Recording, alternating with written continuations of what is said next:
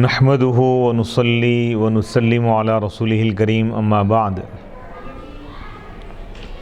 فاعوذ بالله من الشيطان الرجيم بسم الله الرحمن الرحيم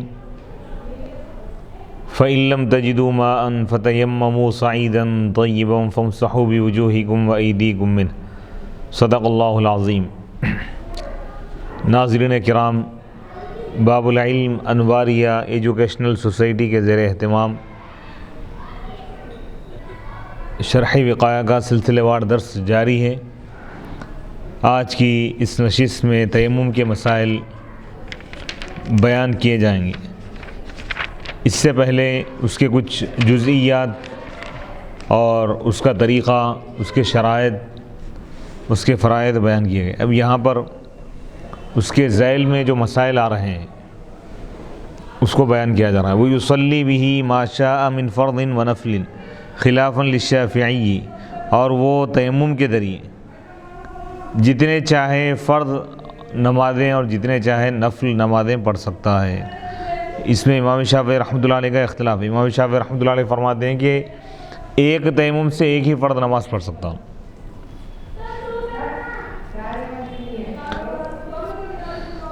ہر فرض کے لیے علیحدہ تیمم کرنا ان کے پاس واجب ہے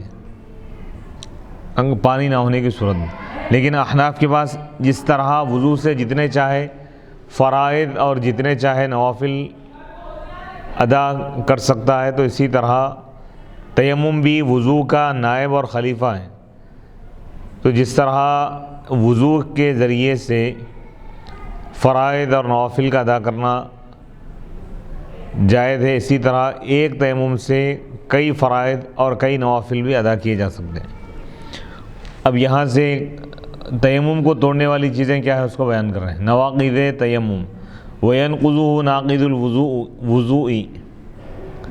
اور تیمم کو توڑتی ہیں وہ چیزیں جو وضو کو توڑنے والی ہیں،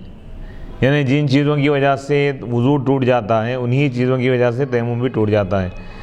جیسے ریح کا خارج ہونا ہے یا قضاء حاجت، پیشاب یا موشن، ان دونوں چیزوں کی وجہ سے بھی تیمم ٹوٹ جاتا ہے۔ اسی طرح سو جانا، ٹیک لگا کر آرام کرنا، اس کی وجہ سے بھی تیمم ٹوٹ جائے گا۔ خون کے نکلنے کی وجہ سے بھی تیمم ٹوٹ جائے گا۔ منہ بھر کے اگر قے ہو اس سے بھی تیمم ٹوٹ جائے گا۔ وَقُدْرَتُهُ عَلَى مَاءٍ كَافٍ لِطُهْرِهِ، اور دوسری چیز بتا رہے ہیں کہ اس کا اتنے پانی پر قدرت رکھنا جو اس کے وضو کے لیے کافی ہو۔ وضو کے لیے جتنا پانی چاہیے اتنا پانی اگر اس کے پاس موجود ہے، اگر وہ اتنے پانی پر قادر ہے، اتنا پانی اس کے پاس موجود ہے اور اس کو کوئی بیماری نہیں ہے، تو اب اس کا تیمم ٹوٹ جائے گا۔ حتی اذا قدر علی الماء، یہاں تک کہ اگر وہ پانی پر قادر ہو، پانی پر قدرت رکھے لیکن وضو نہ کرے، ثم عدمہ، پھر وہ پانی کو کھو دے، تو عادت تیمم، تو وہ تیمم کا اعادہ کرے گا۔ یعنی اس میں یہ مسئلہ بتا رہے ہیں کہ کوئی شخص تیمم کیا، اس کے بعد اس کو اتنا پانی ملا تیمم کرنے کے بعد کہ جو اس کے وضو کے لیے کافی ہے، لیکن وہ پھر بھی وضو نہیں کیا، تو اس کا تیمم ٹوٹ گیا۔ تیمم تو ٹوٹ گیا، پھر وہ پانی ختم ہو گیا اس کے پاس سے، تو بول رہے ہیں کہ پہلا تیمم باقی نہیں رہے گا، پہلا تیمم ٹوٹ گیا تو اب لہذا دوسرا نیا تیمم کرے گا۔ وَإِنَّمَا قَالَ كَافٍ لِطُهْرِهِ، صاحب کتاب نے کافٍ لِطُهْرِهِ فرمایا، یعنی اتنا پانی جو وضو کے لیے کافی ہو۔ یہ شرط کیوں لگائے؟ کیونکہ اگر یعنی اس کی پاکی کے لیے کافی ہو، کیونکہ پانی تو اگر اس کے پاس موجود ہو لیکن اس کے وضو کے لیے یا غسل کے لیے اگر کافی نہیں ہے تو اس کا تیمم نہیں ٹوٹے گا۔ حتی اذا اغتسل الجنب ولم يصل الماء لمعة ظهره وفني الماء وأحدث حدثا يوجب الوضوء فتيمم لهما ثم وجد من الماء ما يكفيهما بطل تيممه في حق كل واحد منهما،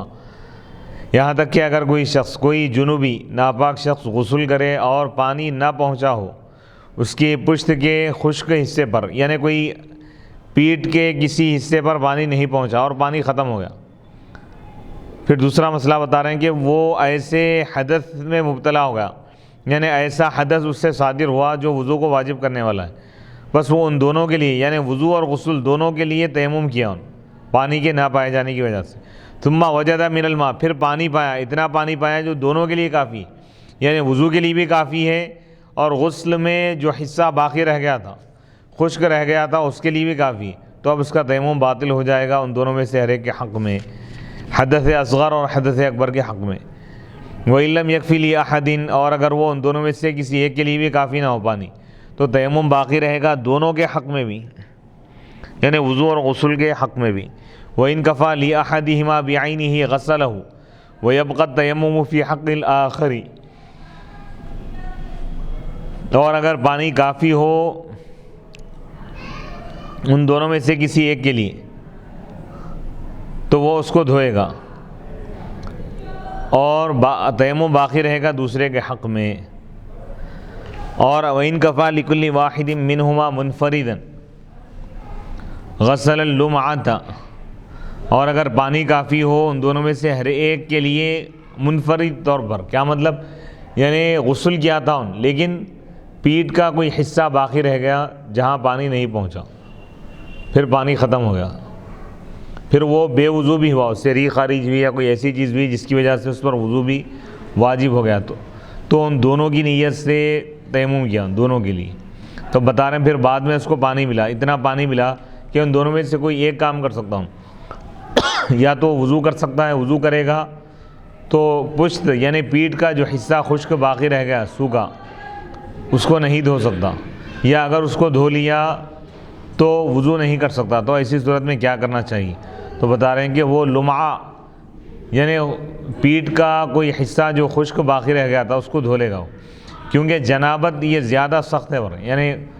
یہ جو ناپاکی ہے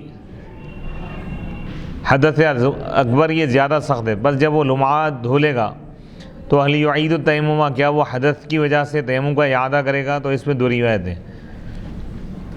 ایک روایت یہ ہے کہ اعادہ کرے گا اور ایک روایت یہ ہے کہ اعادہ نہیں کرے گا۔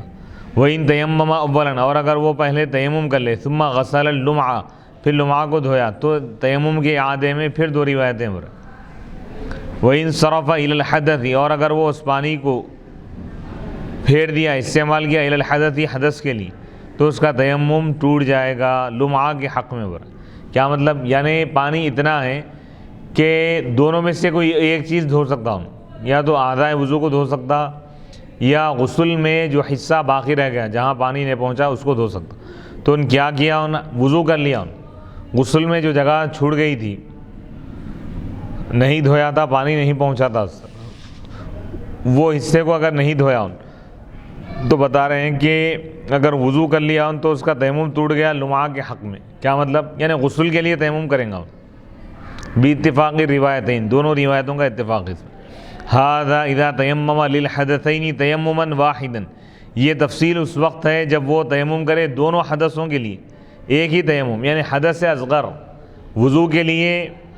اور غسل کے لیے ایک ہی تیمم کیا، تو اس وقت یہ تفصیل ہے۔ اما اذا تیمم للجنابہ، اب رہا اگر وہ جنابت کا تیمم کرے پہلے پھر اس کے بعد بے وضو ہو جائے، فتیمم للحدث، تو وہ حدث کے لیے تیمم کریں گا، پہلے جنابت کا تیمم کیا پھر بے وضو ہو گیا، پھر اس کے بعد حدث وضو کی جگہ پہ تیمم کر لیا وضو کے لیے حدث اصغر کے لیے، ثم وجد الماء، پھر پانی پایا، فقذا فی الوجوہ المذکورہ، فی الوجہ المذکور، مذکورہ صورت میں یہی حکم ہے۔ وَإِن تَيَمَّمَ لِلْجَنَابَةِ، اور اگر وہ جنابت کا تیمم کیا، ثم احدث، پھر بے وضو ہو گیا، وَلَمْ يَتَيَمَّمْ لِلْحَدَث، اور حدث کے لیے حدث اصغر کے لیے تیمم نہیں کیا، فَوَجَدَ الْمَاءَ، پس وہ پانی پایا، فَإِن كَفَى اللُّمْعَةَ، اگر وہ پانی لمعہ کے لیے خشک حصے کے لیے کافی ہو رہا ہے اور وضو کے لیے، تو یہ ظاہر ہے دونوں بھی کریں گا، وہ خشک حصہ بھی دھوئے گا اور وضو بھی کرے گا۔ وَإِن لَّمْ يَكْفِ لِأَحَدٍ، اور اگر کسی ایک کے لیے بھی کافی نہیں ہے پانی تو اس کا تیمم نہیں ٹوٹے گا، یعنی اتنا پانی ملا کہ ان وضو بھی نہیں کر سک رہا اس سے اور وہ خشک حصہ بھی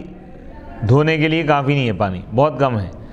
تو ایسی صورت میں اس کا تیمم نہیں ٹوٹے گا۔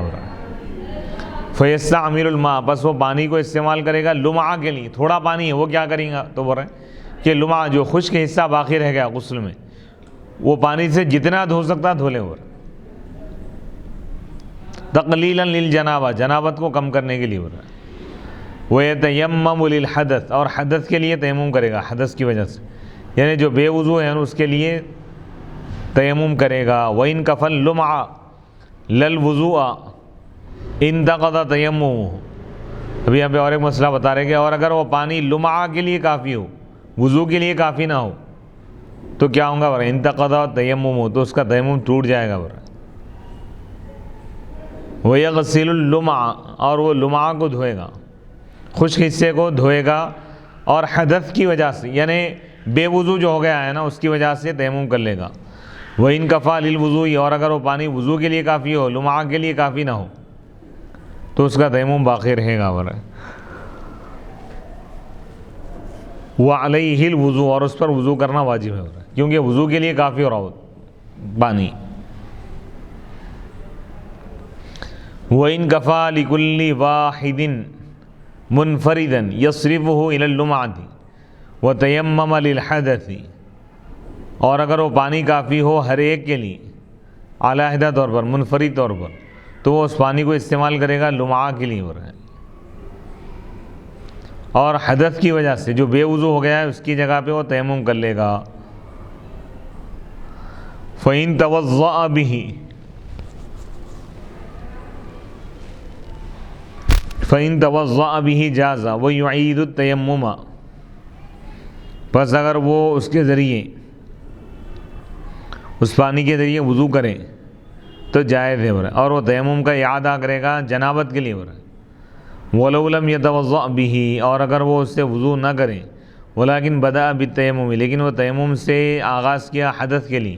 پھر وہ اس پانی کو استعمال کیا لمعہ کے لیے، تو کیا وہ تیمم کا اعادہ کرے گا یا نہیں؟ ففی روایت زیادات، تو زیادات کی روایت میں یہ ہے کہ یعیدو، وہ تیمم کا اعادہ کرے گا۔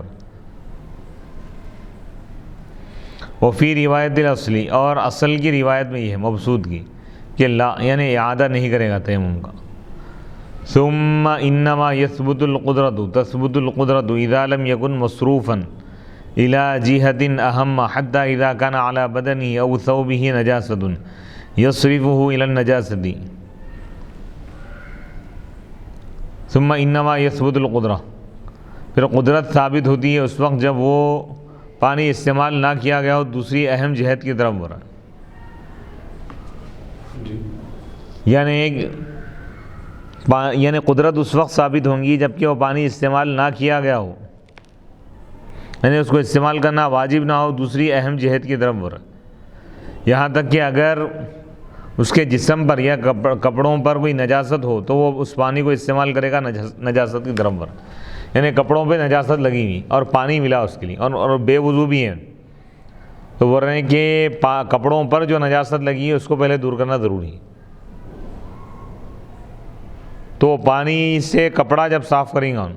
پانی اگر ختم ہو گیا تو اب اس پر وضو کرنا واجب نہیں ہے، تیمم نہیں ٹوٹیں گا، برا اس کو پانی موجود ہے اتنا کہ جس سے وضو کر سکتا ہے، لیکن اس پانی کو اس سے اہم چیز میں استعمال کرنا اگر واجب ہے تو قدرت ثابت نہیں ہے، برا پانی اگرچہ کہ موجود ہے لیکن یہ نہیں بولیں گے کہ پانی کے استعمال پر ان قادر ہیں، تیمم نہیں کر سکتا ان وضو کرنا واجب ہے بلکہ نہیں بولیں گے، برا کیوں نہیں بولیں گے، برا کیونکہ کپڑوں پہ اگر نجاست لگی ہوئی اور پانی اتنا ہے کہ اگر ان کپڑے کو صاف کرے گا تو وضو نہیں کر سکتا، تو پہلے کپڑوں کو صاف کر لینا پڑے، کپڑوں کو جب صاف کرنے کے لیے وہ پانی استعمال کیا جا رہا ہے تو گویا کہ وضو کے لیے پانی موجود ہی نہیں ہے، تو گویا کہ اس کا تیمم باقی رہے گا۔ تو پانی کے استعمال پر قدرت کا مطلب کیا ہے وہ بتا رہے ہیں، اتنا پانی ہونا جس سے وہ غسل کر سکتا ہے اگر غسل کی حاجت ہو، یا وضو کی حاجت ہے، اگر بے وضو ہے تو وضو کرنے کے لیے وہ پانی کافی ہو، تمام اعضائے وضو اس کے ذریعے نہیں دھو سکتے، بہت کم ہے پانی، تو گویا کہ وہ پانی نئے ہونے کے درجے میں چور، تو لہذا اس کا تیمم باقی رہے گا، یا پانی تو اتنا موجود ہے کہ اس میں وضو کر سکتا ہے، لیکن اس سے زیادہ اہم چیز اگر موجود ہے جیسے کپڑوں پہ نجاست لگی ہوئی ہے تو اس کو دور کرنا واجب ہے، اور اگر وہ اس پانی کو کپڑوں کو صاف کرنے کے لیے استعمال کرے گا تو پانی باقی نہیں رہے گا وضو کے لیے، تو لہذا اب اس کا تیمم نہیں ٹوٹے گا، تیمم بھی کرنا اس کے لیے کافی ہو جائے گا۔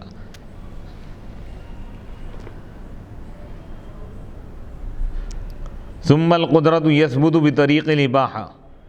و بطریق التملیک،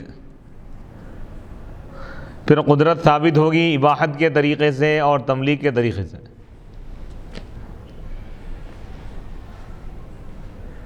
ثم القدرت یعنی قدرت کیسے ثابت ہوں گی بتا رہے ہیں کہ کوئی شخص پانی کو مباح قرار دے دیا، کوئی شخص کنویں کا پانی یا بولی کا پانی، پانی کا جو مالک ہے پانی کی عام اجازت اگر دے دیا تو اس سے بھی قدرت ثابت ہوں گی، اور اگر مالک بنا دیا یعنی پانی کا جو مالک ہے اگر وہ یہ کہے کہ میں تم کو اس کا مالک بنا دیا، اجازت دے دیا، تو بھی اب قدرت ثابت ہوں گی۔ اس کے پاس پانی موجود نہیں ہے لیکن جس کے پاس پانی موجود ہے انہیں اگر اس کو مالک بنا دیا، اس کو دے دیا یا اس کو اجازت دے دیا تو بھی اس سے قدرت ثابت ہو جائے گی۔ اب ان تیمم نہیں کر سکتا، وضو ہی کرنا پڑے گا۔ فَإِنْ قَالَ صَاحِبُ الْمَاءِ لِجَمَاعَةٍ مِّنَ الْمُتَيَمِّمِينَ لِيَتَوَضَّأْ بِهَذَا الْمَاءِ أَيُّكُمْ شَاءَ عَلَى الْإِنْفِرَادِ وَالْمَاءُ يَكْفِي لِكُلِّ وَاحِدٍ مُنْفَرِدًا ينتقد تيمم كل واحد فإذا توضأ به واحد يعيد الباقون تيممهم لثبوت القدرة لكل واحد على الانفراد۔ اب یہاں ایک مسئلہ بیان کر رہے ہیں کہ اگر پانی کا مالک اگر یہ کہے، پانی والا اگر یہ کہے متیممین تیمم کرنے والوں کی جماعت سے اگر یہ کہے، وہ ان لوگوں سے جو تیمم کر چکے ہیں ان سے کیا برا ان کے اس پانی سے تم میں سے جو چاہے وضو کرے، علی الانفراد انفرادی طور پر، یعنی تم میں سے کوئی ایک شخص، تم میں سے جو شخص چاہے اس پانی سے تیمم کرے، اور پانی جبکہ پانی کافی ہے ایک کے لیے علیحدہ طور پہ منفرد طور پہ، تو ان میں سے ہر ایک کا تیمم ٹوٹ جائے گا۔ اور فَإِذَا تَوَضَّأَ بِهِ وَاحِدٌ، بس جب اس پانی کے ذریعے اس پانی سے کوئی ایک شخص تیمم کر لے گا ان لوگوں میں سے، تو باقی لوگ اپنے تیمم کا اعادہ کریں گے۔ کیوں؟ لِثُبُوتِ الْقُدْرَةِ، کیونکہ قدرت ثابت ہے ہر ایک کے لیے انفرادی طور پہ علیحدہ طور پر ہو رہا ہے۔ وَأَمَّا إِذَا قَالَ هَذَا الْمَاءُ لَكُمْ وَقَبَضُوا لَا يَنْتَقِضُ تَيَمُّمُهُمْ أَمَّا عِنْدَهُمَا فَلِأَنَّ هِبَةَ الْمُشَاعِ يُوجِبُ الْمِلْكَ عَلَى سَبِيلِ الْاشْتِرَاكِ فَيَمْلِكُ كُلُّ وَاحِدٍ مِقْدَارًا لا يكفيه۔ وأما عند أبي حنيفة فالأصح أنه يبقى على ملك الواهب ولم يثبت الإباحة، لأنه لما بطلت الهبة بطل ما في ضمنها من الإباحة۔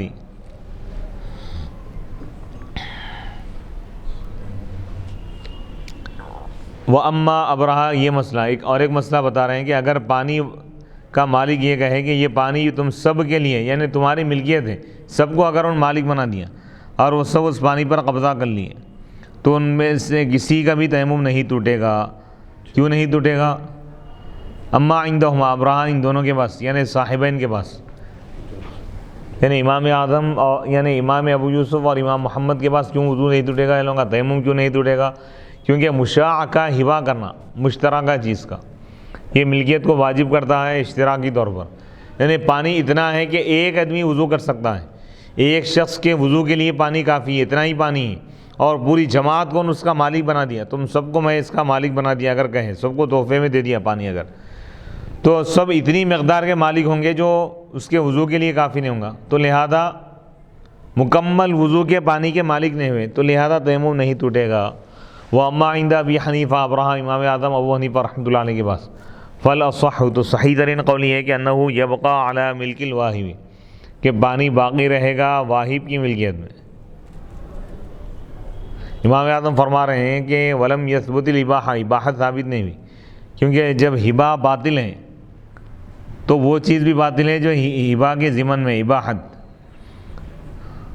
ثُمَّ إِنْ أَبَاحُوا وَاحِدًا بِعَيْنِهِ، پھر اگر وہ سب جن کو وہ پانی دیا گیا وہ اگر ہبہ کریں کسی ایک شخص کو، متعین شخص، تو اس کا وضو ٹوٹ جائے گا۔ یعنی 10 افراد ہے، 10 افراد کو ایک شخص پانی دے دیا، اتنا پانی دیا کہ ایک آدمی کے لیے وہ کافی ہے، تو 10 افراد 10 میں سے 9 مل کر یہ کہنے لگے کہ ہم اس شخص کو ہم اپنا حصہ دے دیں، پانی کا جو حصہ ہے ہمارا وہ دے دیں، ایک شخص کو مالک بنا دیے، تو اس ایک شخص کا وضو ٹوٹے تیمم ٹوٹ جائے گا، باقی لوگوں کا نہیں ٹوٹے گا۔ عندہما صاحبین کے پاس، لا عندہ امام اعظم ابو حنیفہ رحمۃ اللہ علیہ کے پاس نہیں ٹوٹے گا، لأنہ لما لم یملکہ، امام اعظم فرما رہے ہیں کہ جب وہ لوگ خود اس کے مالک نہیں ہوئے تو ان کا دوسروں کے لیے ایک شخص کے لیے مباح قرار دینا یہ بھی صحیح نہیں ہے۔ لا ردتہ، یہاں پہ ایک مسئلہ بتا رہے ہیں، حتی اذا تیمم المسلم ثم ارتد نعوذ باللہ منہ ثم اسلم یصح صلاته بذلک التیمم۔ اب یہاں یہ مسئلہ بتا رہے ہیں، تیمم کو نہیں توڑتا اس کا مرتد ہونا۔ کوئی شخص مسلمان تھا، تیمم کرا مسلمان، پھر مرتد ہو گیا، نعوذ باللہ کافر بن گیا، پھر اسلام قبول کرا، تو اب کیا اس کا تیمم ٹوٹ جائے گا؟ نہیں ٹوٹے گا۔ بر کوئی شخص صاحب اسلام ہے، صاحب ایمان، حالت اسلام میں تیمم کیا نیت کر کے، اس کے بعد کافر بن گیا، پھر اسلام قبول کیا، تو اس کا پہلا تیمم باقی رہے گا یا نہیں؟ باقی رہے گا۔ پر کیوں باقی رہے گا؟ کیونکہ تیمم کے لیے نیت کرنا شرط ہے۔ جب تیمم کر رہا تھا نیت کا اہل تھا، نیت کرنے کے مسلمان تھا،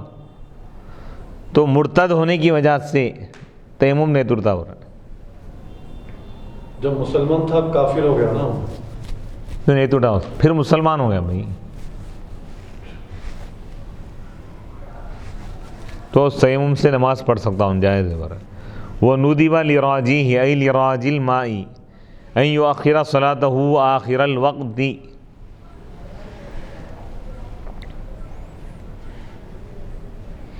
فَلَوْ صَلَّى بِالتَّيَمُّمِ فِي أَوَّلِ الْوَقْتِ ثُمَّ وَجَدَ الْمَاءَ وَالْوَقْتُ بَاقٍ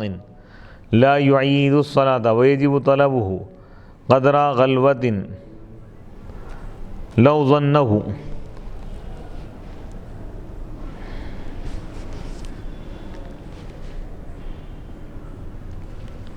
غریباً وإلا فلا الغلوة مقدار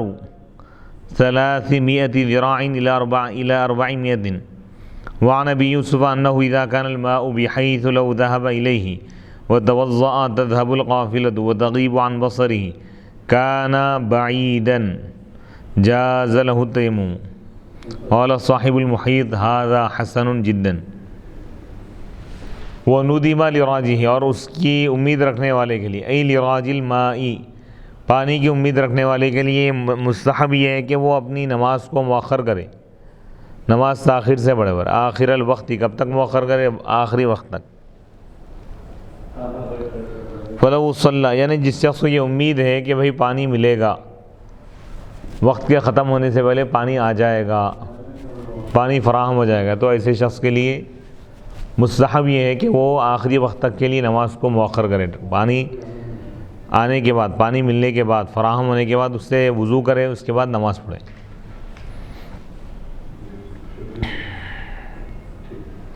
وَنُودِبَ لِرَاجِهِ أَيْ لِرَاجِ الْمَاءِ أَنْ يُؤَخِّرَ صَلَاتَهُ آخِرَ الْوَقْتِ، اور اس کی امید رکھنے والے کے لیے مستحب یہ ہے،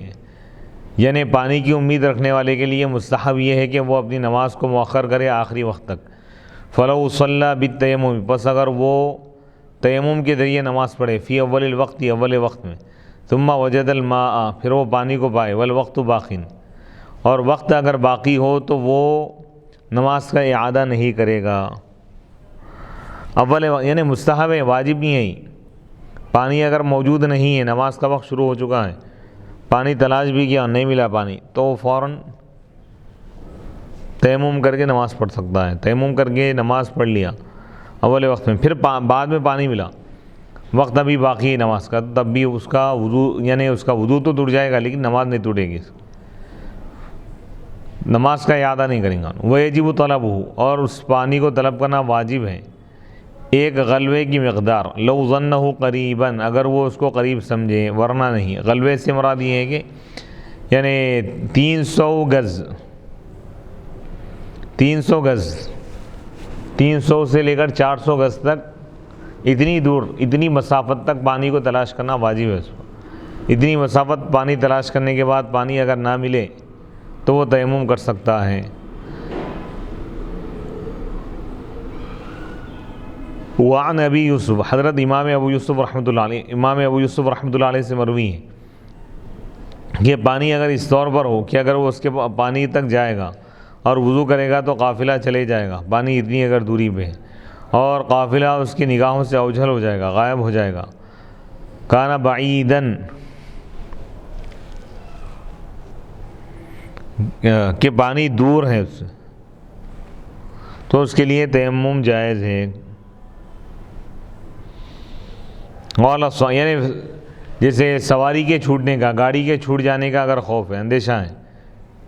پانی تک جا کے وضو بنا کے آئے تک، تو اسی صورت میں وہ تیمم کر سکتا ہے۔ اسی طرح قافلے کے چھوٹ جانے کا اگر خوف ہے، وضو کر کے آنے تک قافلے کے چھوٹ جانے کا اگر خوف ہے، تو اسی صورت میں بھی وہ تیمم کر سکتا ہے۔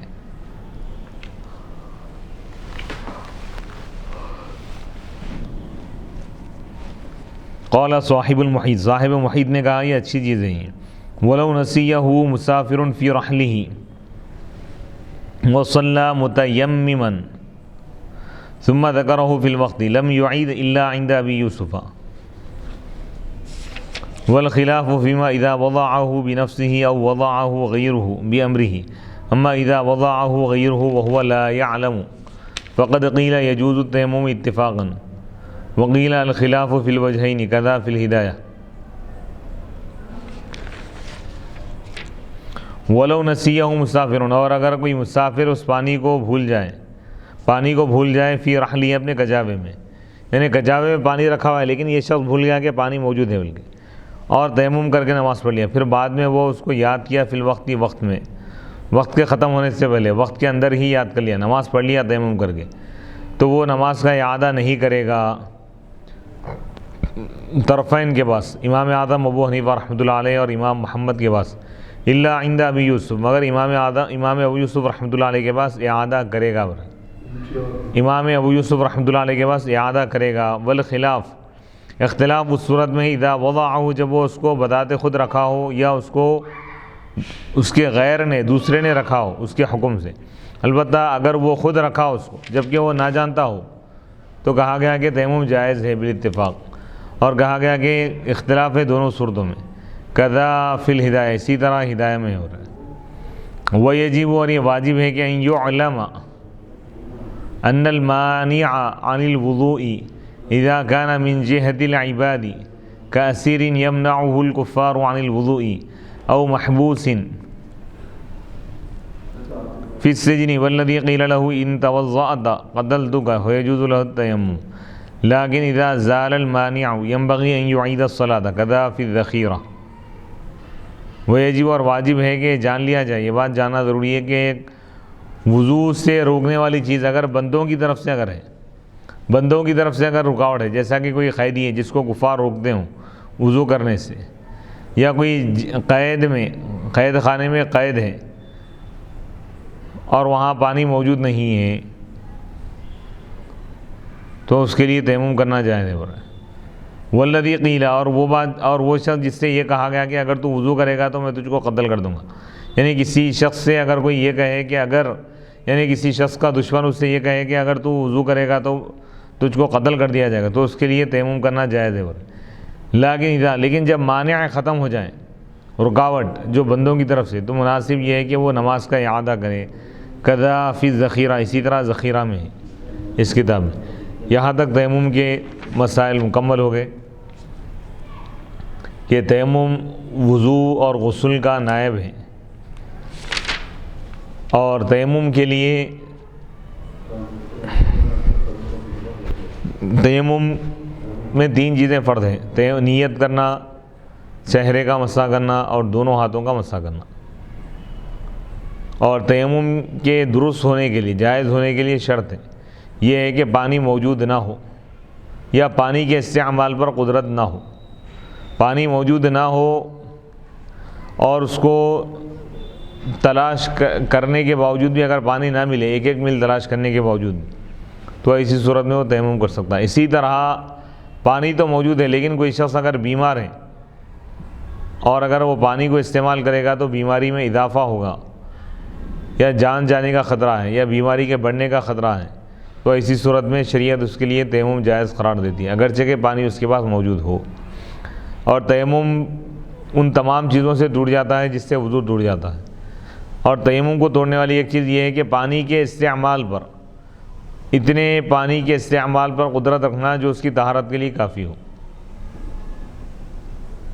تو اس کا تیمم ٹوٹ جائے گا۔ اس کے بعد تیمم کے مسائل، اور امام شافعی رحمۃ اللہ علیہ کے پاس تیمم میں نیت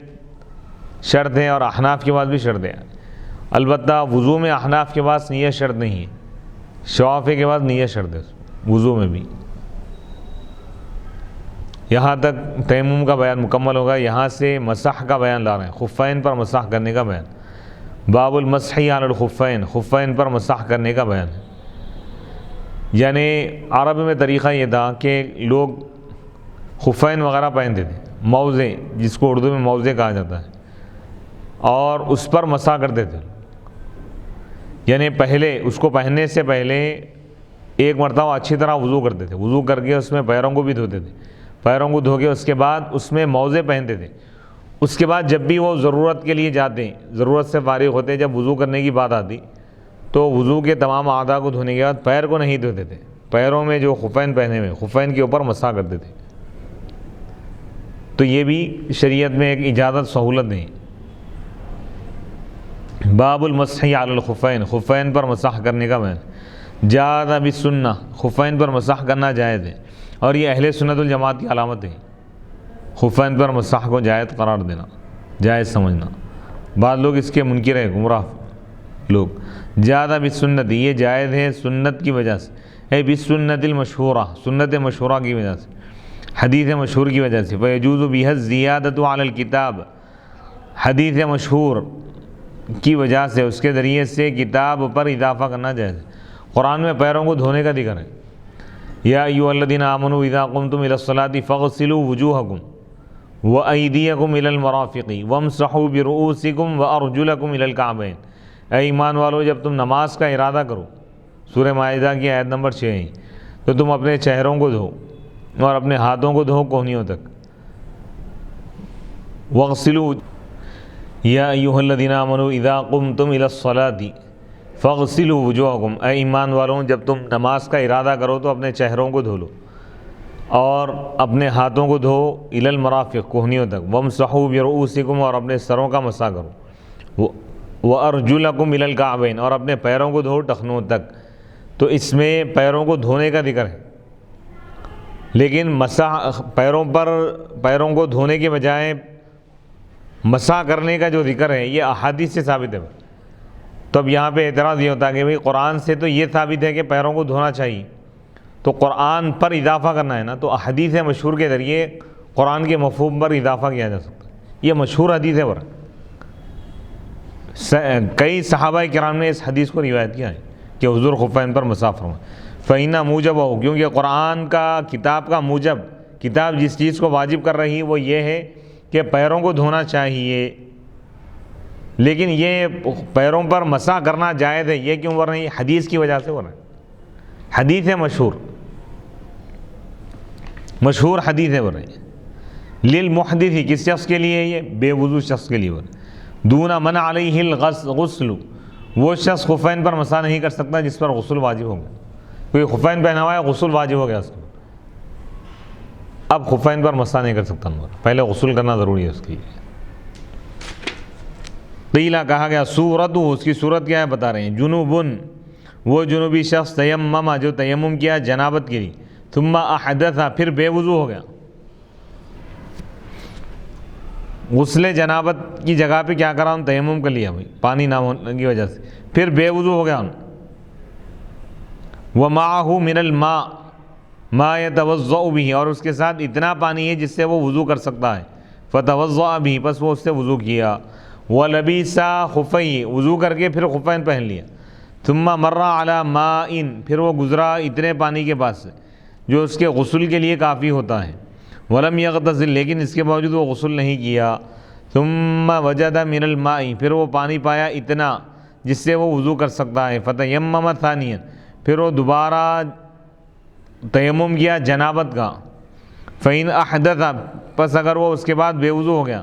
تو وضو کرے گا، ونزع خفیہ اور خفین کو اتار لے گا، خطوطاً باصابع منفرجۃ یبدأ من اصابع الرجل الی الساق۔ اب یہاں پر خفین پر مسح کا طریقہ بتا رہے ہیں کہ لکیر کھینچتے ہوئے وہ مسح کرے گا، کیسا؟ باصابع منفرجۃ، یعنی انگلیوں کو کھول کر انگلیوں کے سرے سے کرے گا، من اصاب یبدأ وہ شروع کرے گا پیر کی انگلیوں سے، پنڈلی کی طرف آئے گا۔ ھذا صفت المسح، یہ خفین پر مسح کرنے کا طریقہ ہے، صفت ہے، علی الوجہ المسنون، سنت طریقے کے مطابق۔ فلو لم یفرج الاصابع، پس اگر وہ انگلیوں کو کھلا نہ رکھے، لیکن وہ مسح کیا مقدار الواجبی، اتنی مقدار میں جتنا مسح کرنا واجب ہے، جازا تب بھی جائز ہے۔ وَإِن مَسَحَ بِإِصْبَعٍ وَاحِدَةٍ، اور اگر وہ ایک ہی انگلی سے مسح کرے، ثم بلّا، پھر وہ اس انگلی کو تر کر لیا پانی سے، وَمَسَحَ ثَانِيًا، پھر دوبارہ مسح کیا دوسرے مقام پر، ثم ہکذا، پھر اسی طرح کرتا چلا گیا، تب بھی جائز ہے۔ ان مسح کل مرۃ غیر ما مسحہ قبل ذلک، اگر وہ مسح کرے ہر مرتبہ اس حصے کو چھوڑ کر دوسرے حصے پر جس پر وہ مسح کیا پہلے، یعنی ایک انگلی سے مسح کر رہا، پہلے ایک مقام پہ مسح کیا، پھر انگلی کو تر کیا، پھر دوسرے مقام پہ مسح کیا، اس طرح پورے پیر پر اگر مسح کر لیا جائز ہے۔ وَإِن مَسَحَ بِالْإِبْهَامِ، اور اگر وہ انگوٹھے کے ذریعے مسح کرے، وَالْمُسَبِّحَةِ، اور مسبحہ کے ذریعے یعنی شہادت کی انگلی سے اگر مسح کیا، منفرجتین، اس حال میں کہ وہ دونوں کے دونوں کھلے ہیں، یعنی انگوٹھا اور شہادت کی انگلی، تب بھی جائز ہے۔ لِأَنَّ مَا بَيْنَهُمَا مِقْدَارُ إِصْبَعٍ أُخْرَى، کیونکہ ان دونوں کے درمیان جتنی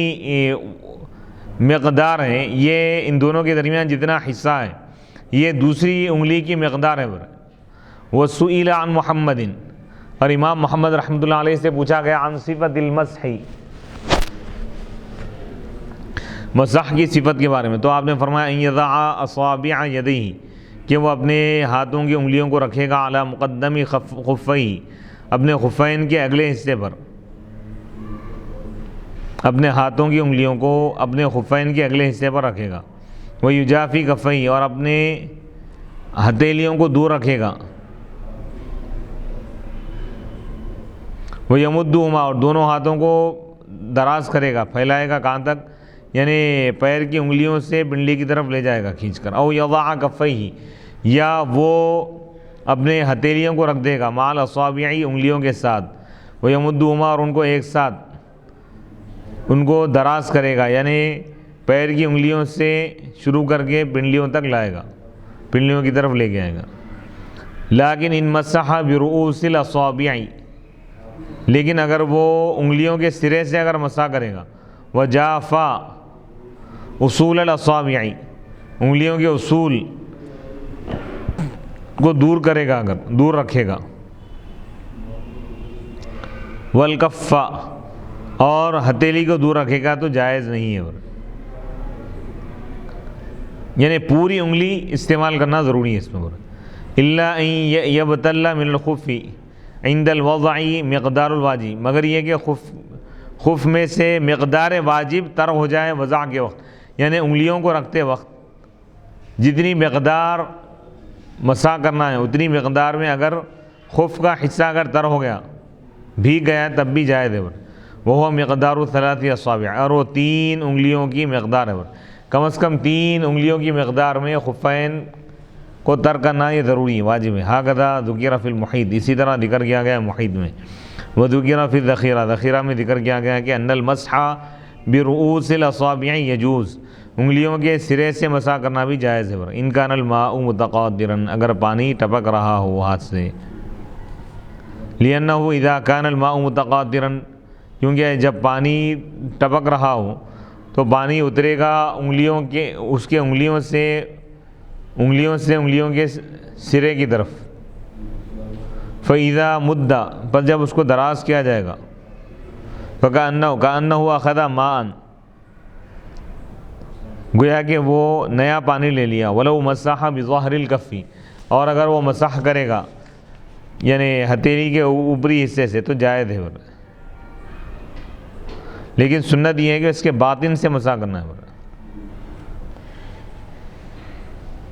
وَقَدَا إِنْ ابْتَدَأَ مِنْ طَرَفِ السَّاقِ, اور اسی طرح کا حکم ہے, یعنی مسح کرنا جائز ہے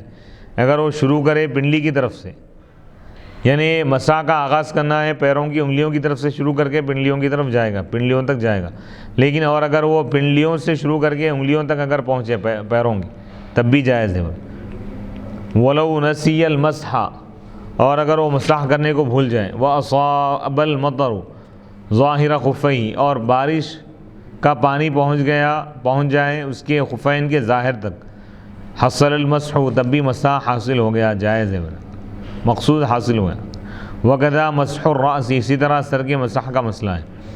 وَقَدَا لَوْ مَشَى فِي الْحَشِيشِ, اسی طرح کا حکم ہے اگر وہ چلے گھاس میں تو اس کے خفین کا ظاہری حصہ, اوپری حصہ اگر تر ہو گیا, اگرچہ کہ وہ شبنم کے ذریعے ہی کیوں نہ ہو, یہی صحیح ترین قول ہے کہ اب اس کا مسح ہو گیا, مسح کرنے کی ضرورت نہیں. علی ظاہر خفیہ, خفین کے ظاہر پر. الخف ما یستر الکعبہ, خف وہ ہے جو ٹخنے کو چھپاتا ہے, پورے ٹخنے کو. یا او یکون الظاہر منہ, یا اس سے ظاہر ہوتا ہے, جو حصہ ظاہر ہوتا ہے پیروں کی انگلیوں میں سے 3 انگلیوں سے کم, چھوٹے انگلیوں سے. اگر 3 انگلیوں سے زیادہ اگر ظاہر ہو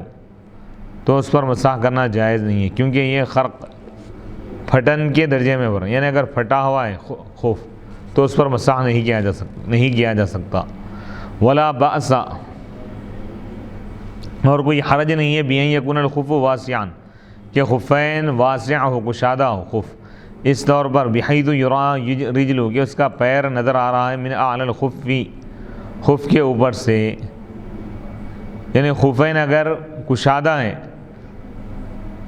کہ خفین کے اوپر سے اگر دیکھے تو پیر نظر آ رہا ہے, تب بھی یہ جائز ہے.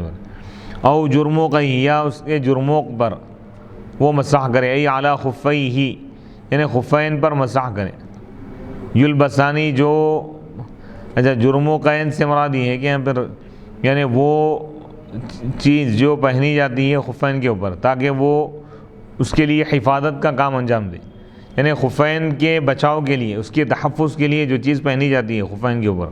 اس کو جرموق کہتے ہیں. من الوحل, کیچڑ وغیرہ سے بچانے کے لیے, نجاست سے. فإن کان من ادیم, اگر یہ جرموقین چمڑے کے ہیں یا اس جیسی جس کے, تو ان پر مسح کرنا جائز ہے, چاہے وہ ان دونوں کو علیحدہ خفین سے علیحدہ پہنا ہو یا خفین کے اوپر پہنا ہو. اور اگر وہ کرباس کے ہیں یعنی سفید روئی کے ہیں یا اس جیسی جس کے, اگر وہ ان دونوں کو پہنا ہو علیحدہ تو جائز نہیں ہے مسح کرنا ان پر. اور اگر وہ ان کو پہنا ہو خفین کے اوپر, مگر یہ کہ وہ اس طور پر ہے کہ مسح کی دری پہنچتی ہے داخلی اندرونی خف تک, یعنی جرموق کے اوپر اگر وہ مسح کر رہا ہے تو وہ مسح کی دری خف کے اندر تک جا رہی ہے, تو یہ جائز ہے. ثم اذا کان من نحوی ادیم, اگر یہ جرموق ادیم چمڑے جیسی چیز کے, جبکہ وہ ان دونوں کو پہنا ہو خفین کے اوپر. ثم فإن لبسهما بعد ما احدث, اگر یہ شخص بے وضو ہونے کے بعد جرموق کو اگر پہنا ہے اور خفین پر مسح کیا ہے تو مسح کرنا جائز نہیں ہے جرموقین پر. اور اگر وہ ان دونوں کو پہنا ہے بے وضو ہونے سے پہلے اور ان دونوں پر مسح کیا ہے, پھر وہ ان دونوں کو اتارا ہے, خفین کو نہیں اتارا, تو وہ مسح کا اعادہ کرے گا خفین اندرونی خف پر. بخلاف ما, برخلاف اس صورت کے جب وہ پہنا ہو علی خفن, ایسے خف علی خفن ذی طاقین,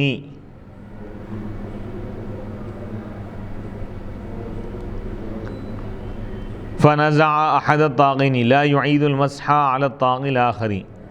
وان نزع احد الجرموقین فعليه ان يعيد المسح على الجرموق الاخر. یہ مسئلہ بتا رہے ہیں کہ جرموقین میں سے ایک جرموق کو اگر اتار دیا تو اس پر واجب ہے کہ وہ دوسرے جرموق پر بھی مسح کا اعادہ کرے, دوسرے پر بھی مسح کرے. وعن ابی یوسف, امام ابو یوسف رحمۃ اللہ علیہ سے مروی ہے کہ انہ یخلع الجرموق الاخر, کہ وہ دوسرے جرموق کو بھی اتار دے گا اور خفین پر مسح کرے گا. او جوربیہ الثخینین, یا وہ اپنے جوربین پر, جورب وہی موزے یہ بھی, یعنی دبیس قسم کے موٹے جورب پر موضوعوں پر مسح کرے گا، اس طور پر کہ وہ دونوں ٹکتے ہو پنڈلی پر بغیر کسی باندھے کے، منعلین نعل کے ہو او مجلدین یا چمڑے کے ہو، یعنی اگر وہ سخت ہے موٹے ہیں اگر خفین یا جوربین، اور منعل نہیں ہے یا مجلد نہیں ہے، چمڑے کے نہیں ہے، تو امام اعظم ابو حنیفہ رحمۃ اللہ علیہ کے پاس اس پر مسح کرنا جائز نہیں ہے۔ اس میں صاحبین کا اختلاف ہے، صاحبین یہ کہتے ہیں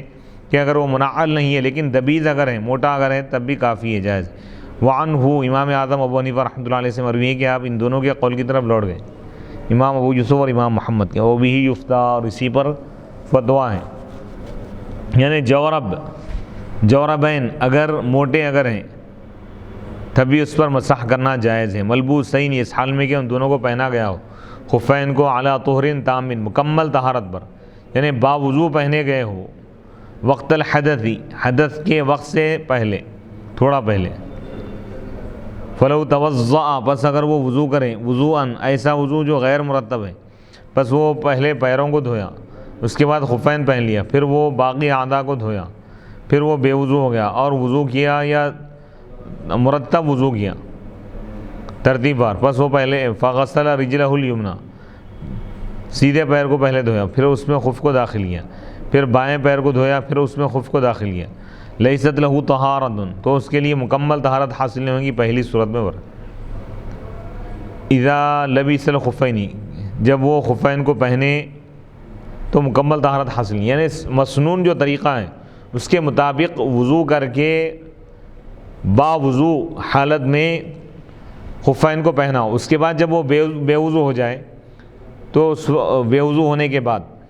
پھر جب وہ وضو کرے گا تو اس میں خفین پر مسح کرے گا۔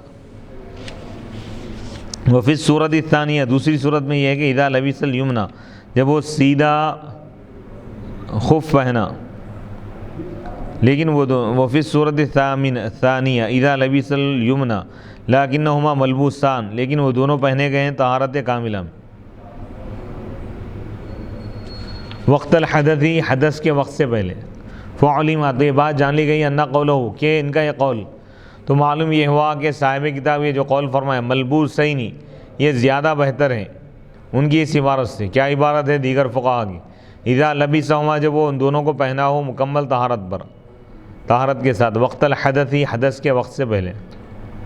لأن المرادہ کیونکہ مراد یہاں پر یہ ہے کہ الطہارت الکاملۃ مکمل طہارت حاصل ہو حدث کے وقت،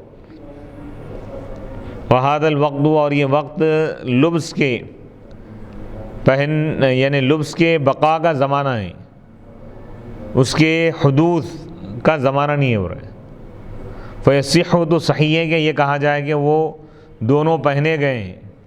خفین پہنے گئے ہیں کامل طہارت پر حدث کے وقت، اور یہ صحیح نہیں ہے کہ یہ کہا جائے کہ لبسہما کہ وہ ان دونوں کو پہنا ہو مکمل طہارت پر حدث کے وقت، حدث کے وقت پہننا مراد نہیں ہے بھائی، پہن تو پہلے چکا ہے طہارت کے ساتھ، مکمل طہارت کے ساتھ، لیکن اب اس کی مدت شروع ہوتی ہے حدث کے وقت سے مسح کی، لأن الفعل کیونکہ فعل دلالت کرتا ہے حدوث پر، لبیسہ اگر استعمال کرتے تو حدوث معلوم ہوتا تھا، اور اسم دلالت کرتا ہے دوام پر اور استمرار پر۔ لا علی امامۃ وقلنسوۃ وبرقع وقفازین، القفاز ما یلبس الکف، ما یلبس الکف لیکف عنہا مخلب الصقر والبازی ونحوہ، وفرضہ قدر 3 اصابع الید۔ اب یہاں بتا رہے ہیں کہ مسح کرنا جائز نہیں ہے امامے پر، یعنی کوئی شملہ بنا ہوا ہے، سر کا مسح کرنا ہے تو شملے کے اوپر نہیں کر سکتا، شملہ ہٹا کے سر کا مسح کرنا ہے۔ وقلنسوۃ ٹوپی پر مسح نہیں کیا جا سکتا، سر کا مسح کرنا ہے تو ٹوپی ہٹا کے مسح کرنا پڑے گا۔ وبرقع برقعے پر مسح نہیں کیا جا سکتا، کوئی خاتون کوئی عورت اگر برقع پہنی ہوئی ہے، سر ڈھاکی ہوئی تو وہ برقعے کے اوپر سے مسح نہیں کر سکتے۔ وقفازین اور دستانوں پر مسح کرنا جائز نہیں، کوئی دستانے پہنا ہوا ہے یعنی ہاتھوں میں گلوزز اگر پہنا ہوا ہے تو اس پر مسح نہیں کیا جائے گا۔ وفرضہ اور اس کی مقدار کتنی ہے، خفین پر کتنی مقدار میں مسح کرنا واجب ہے، ضروری ہے، وہ بتا رہے ہیں کہ ثلاث وفرضہ قدر ثلاث اصابع الید، ہاتھ کی 3 انگلیوں کی مقدار پر، ہاتھ کی اس سے کم اگر کر رہا مسح تو جائز نہیں، پر 1 انگلی کی مقدار کیا یا 2 انگلی کے مقدار میں کیا تو مسح جائز نہیں ہے، دوبارہ کرنا پڑے گا۔ فإن مسح رسول اللہ صلی اللہ علیہ وسلم كان خطوطا فعلم انها بالاصابع دون الكف وما زاد على مقدار 3 اصابع انما هو بماء مستعمل فلا اعتبار له فبقي مقدار 3 اصابع ولا يفرض فيه شيء آخر كالنية وغيرها۔ وفرضه، اور اس کا فرض یعنی خفین پر مسح کی جو مقدار ہے، فرض 3 ہاتھ کی 3 انگلیوں کی مقدار ہے، کیونکہ اللہ کے رسول علیہ الصلوۃ والسلام کا مسح خطوط کی شکل میں تھا۔ خطوط کا مطلب لکیریں کھینچنا، یعنی پیر کی انگلیوں سے پنڈلی کی طرف آپ لکیر کھینچتے آتے تھے اس طرح، تو یہ خفین پر مسح کا طریقہ ہے۔ تو یہ معلوم یہ ہوا کہ یہ انگلیوں کے ذریعے کرے تھے، ہتھیلی سے نہیں کرے، ایسا ہتھیلی بچھا کے ایسا مسح کرنا نہیں ہے، انگلیوں سے کرنا ہے، انگلیوں کو تر کر لینا، ہاتھ کی انگلی کو تر کر کے پہلے سیدھے پیر کا مسح کریں گے، سیدھے پیر میں جو خف پہنے ہوئے پیر کی انگلیوں سے شروع کر کے پنڈلیوں تک لے کے آئیں گے، ہتھیلی کو نہیں لگائیں گے۔ انگلیوں کو تر کر لینے کا مطلب بھگا دینا، پانی میں ڈبا کے نکال لیں گے، یا انگلیوں پہ تھوڑا پانی ڈال کے اس کے بعد مسح کریں گے۔ کم از کم 3 انگلیاں لگنا ضروری ہے، اور کوئی 1 انگلی لگایا 2 انگلی لگایا تو نہیں ہوگا۔ ہاں اس صورت میں کب جائز ہوگا، جبکہ 1 انگلی سے بار بار مسح کریں، 1 انگلی سے مسح کرا ایک جگہ پہ، پھر انگلی کو تر کر کے دوسری جگہ مسح کرنا، پہلی جگہ جو کرا اس سے ہٹ کے دوسری جگہ کرنا، اس طرح 3 انگلیوں سے بھی ایسا کر لیا تو کافی، چاہے تو ایک ساتھ 3 انگلیوں کو استعمال کر کے مسح کریں، یا 1 انگلی کو کئی مرتبہ استعمال کر کے بھی مسح کر سکتے، مقدار 3 انگلیوں کی ہونا کم از کم۔ وما زاد علی مقدار 3 اصابع، اور جو 3 انگلیوں کی مقدار سے زیادہ ہو تو مائع مستعمل کے ذریعے ہوگا، پر استعمال شدہ پانی کے ذریعے، تو اس کا اعتبار نہیں کیا جائے گا۔ فبقیہ، تو اب 3 انگلیوں کی مقدار باقی رہ گئی۔ ولا یفرض فیہ شیء آخر، خفین کے مسح میں کوئی اور چیز فرض نہیں ہے، پر جیسا کہ نیت وغیرہ ہے، نیت کرنا شرط نہیں ہے اس میں کہ میں خفین پر مسح کر رہا ہوں بلکہ بولنے کی ضرورت نہیں ہے۔ ومدتہ، اس کی مدت کیا ہے، ومدتہ للمقیم یوم ولیلہ، اور اس کی مدت مقیم کے لیے 1 دن اور 1 رات ہے۔ مقیم یعنی جو اپنے مقام پر ہے، سفر نہیں کیا، یعنی خفین پر مسح کر، یعنی پیروں کو دھو کے وضو وغیرہ کر کے اچھی طرح وضو بنا کے جب وہ پہن لیا، جیسے آج دن میں کوئی شخص 10 بجے وضو بنا کے 10 بجے خفین پہن لیا، اس کے بعد دن میں 4 بجے بے وضو ہوا، 4 بجے ضرورت سے فارغ ہوا یا ریح خارج ہوئی، وضو ٹوٹ گیا اس، پھر 4 بجے وضو بنایا نا، تو کل 4 بجے تک ان خفین پر مسح کر سکتا، جب بھی وضو بنا رہا خفین پر مسح کر سکتا، جب پہنا اس وقت سے اعتبار نہیں ہے، با وضو پہننا شرط ہے اس میں، بے وضو اگر پہنا تو مسح نہیں کر سکتا، با وضو پہننے کے بعد جب بے وضو ہوں گا، جب مسح کریں گا اس وقت سے، جب بے وضو ہوں گا اس وقت سے 1 دن کا ہے مقیم کے لیے، 1 دن اور 1 رات یعنی 24 گھنٹے۔ اچھا، پھر دوبارہ ان خفین پر مسح کرنا چاہ رہا تو پھر 1 دن کے بعد خفین اتارے گا، پھر وضو بنائے گا، وضو بنا کے خفین پہنے گا، پھر وہاں سے پھر 1 دن شروع ہوگا اس کو بے وضو ہونے کے بعد۔ وَلِلْمُسَافِرِ 3 أَيَّامٍ، اور مسافر کے لیے 3 دن اور 3 راتیں ہیں، وَلَيَالِيهَا مِنْ حِينِ الْحَدَثِ، حدث کے وقت سے، یعنی 36 گھنٹے، لِأَنَّ قَوْلَهُ عَلَيْهِ السَّلَامِ يَمْسَحُ الْمُقِيمُ يَوْمًا وَلَيْلَةً وَالْمُسَافِرُ 3 أَيَّامٍ وَلَيَالِيهَا الْحَدِيث أفاد جواز المسح في المدة المذكورة وقبل الحدث لا احتياج إلى المسح في الزمان الذي يحتاج فيه إلى المسح هو من وقت الحدث مقدر بالمقدار المذكور وينقضه ناقض الوضوء ونزع الخف لِأَنَّ قَوْلَهُ علیہ الصلاۃ والسلام، کیونکہ اللہ کے رسول علیہ الصلاۃ والسلام کا یہ ارشاد پاک ہے، یمسح المقیم، مقیم مسح کرے گا خفین پر ایک دن اور ایک رات، والمسافر، اور مسافر مسح کرے گا ثلاثۃ ایام، 3 دن، ولیالیہا، اور 3 راتیں، یعنی 36 گھنٹے۔ الحدیث، یہ حدیث پاک ہے۔ افادہ، یہ حدیث، یہ قول حضور کا یہ ارشاد مسح کے جواز کا فائدہ پہنچائے پر مذکورہ مدت میں، یعنی مذکورہ مدت میں مسح کرنا جائز ہے۔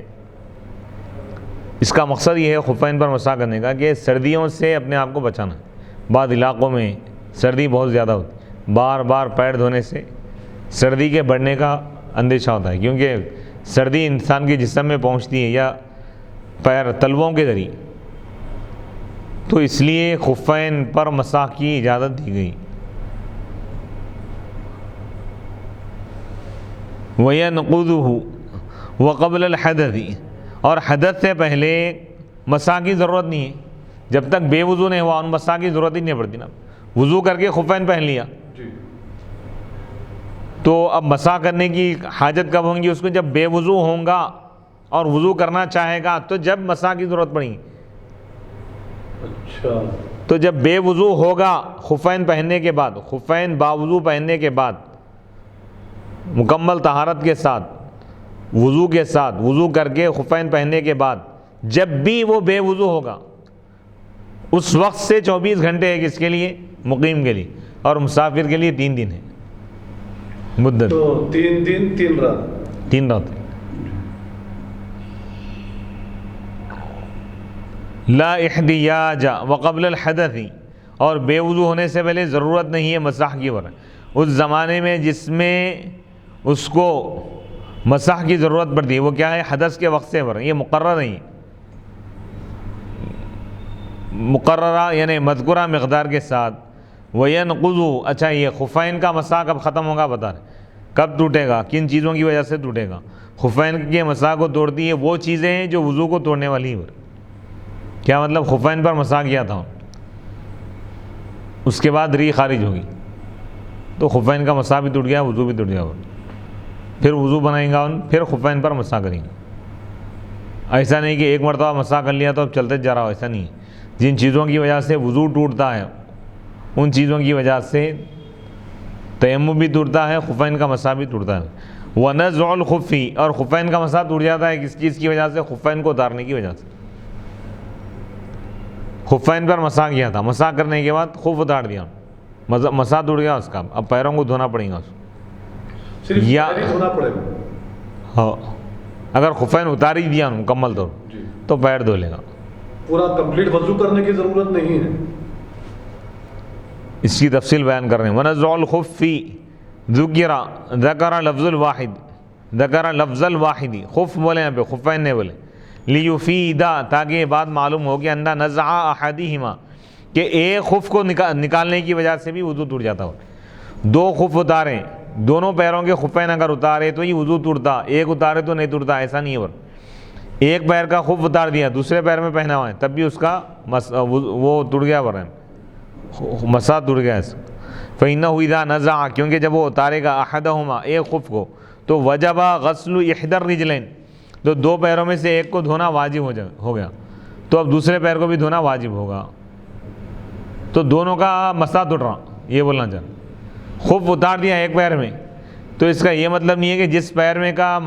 خف اتارا اس پیر کو دھو لیں گا، اور جس پیر میں خف پہنا ہوا ہے اس پہ مسح کریں گا، ایسا نہیں کر سکتے۔ اور مسح غسل کے قائم مقام میں ہے، کیا مطلب؟ یعنی دھونے کے بجائے مسح کر رہا ہوں تو اصل اور فرع دونوں کو جمع نہیں کر سکتے آپ۔ تیمم بھی کر رہا، وضو بھی کر رہا، ایسا نہیں بھائی۔ تیمم کیوں کرتے ہیں جبکہ وضو نہیں کر سکتے؟ تو تیمم کر سک رہے نا، آدھے اعضاء کو دھو رہا اور آدھے اعضاء پہ تیمم کر رہا، ایسا نہیں کر سکتے۔ یا تو مکمل تیمم کر لو یا تو مکمل وضو کرو، مکمل مسح کرو یا مکمل غسل، پیروں کو دھو کر۔ ایک پیر کو دھو رہے ہیں، ایک پیر کے میں خف پہن کر مسح کر رہے ہیں، ایسا نہیں ہوا۔ تو ایک خف کو بھی اتارا تو دونوں پیروں کا مسح ٹوٹ گیا، ورنہ دونوں پیروں کا خف اتار کے ان دونوں پیروں کو دھو لے گا، واجب ہو جائے گا۔ فَإِنَّهُ إِذَا نَزَعَ أَحَدَهُمَا، کیونکہ جب وہ ایک خف کو اتارا تو اس پر 2 پیروں میں سے ایک کو دھونا واجب ہو گیا، تو دوسرے پیر کو دھونا بھی واجب ہو گیا ورنہ، کیونکہ غسل اور مسح کو جمع نہیں کیا جائے گا۔ وقضا اسی طرح کا حکم ہے ورنہ، یعنی اس پر واجب ہے دوسرے پیر کو بھی دھونا۔ اگر پانی داخل ہو جائے احد خفیہ، ایک خف میں پانی داخل ہو گیا، یہاں تک کہ وہ پورا پیر مغسول ہو گیا، دھویا گیا ورنہ، تو اب بولیں گے اب دوسرے پیر میں سے خف کو اتاریں گا، اتار کے اس کو بھی دھونا واجب ہو جائے گا۔ وَإِنْ أَصَابَ الْمَاءُ أَكْثَرَ، اگر اکثر پیر کے اکثر حصے کو اگر پانی پہنچا تو اسی طرح کا حکم ہے ورنہ، یعنی دوسرے پیر کا بھی خف اتاریں گا، اس پیر کو بھی دھوئیں گے۔ کس کے پاس؟ فقی ابو جعفر کے پاس۔ تو اب یہاں تک خفین کے چند اہم مسائل گزر گئے ہیں۔ اس کے بعد انشاءاللہ اور کیا کیا چیزیں بتا رہے ہیں، کن کن چیزوں کی وجہ سے خفین کا مسح ختم ہو جاتا ہے، خفین اتار کے پیر کو دھونا واجب ہو جاتا ہے، ان مسائل کو انشاءاللہ اگلی نشست میں اور تفصیل کے ساتھ بیان کریں گے۔ آگے انشاءاللہ یہ سلسلہ جاری رہے گا۔ وصلی اللہ تعالی علی خیر خلقہ سیدنا محمد وآلہ واصحابہ اجمعین والحمد للہ رب العالمین۔